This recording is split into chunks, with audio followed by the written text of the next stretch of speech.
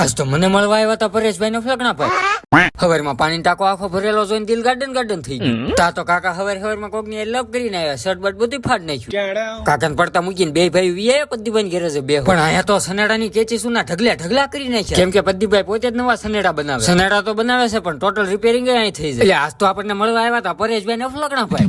એટલે ના ઈ મને મળવાનો થાય, હું એમને મળવા ગયો. ફોટા પડાવીને વી આવ્યો ગેરેજ ને આવી કઈ સ્વીપ ધો. પણ આજ તો જેટલી ગાડીઓ આવી એનથી ડબલ તો બાટલા ભેગા થઈ ગયા. પણ એને બાટલો ભરીને હું ઉપડ્યો આઈ સર ડ્રાઈવર ને હસાવવા પડે ને કરે મારા બેટા રાતમાં ગાડીઓ વેચી એમ છે. પછી તો હાંસક ના હું મારો ભાઈ બન ઉપડ્યા સુખ નો સાંધો ઉગાડવા.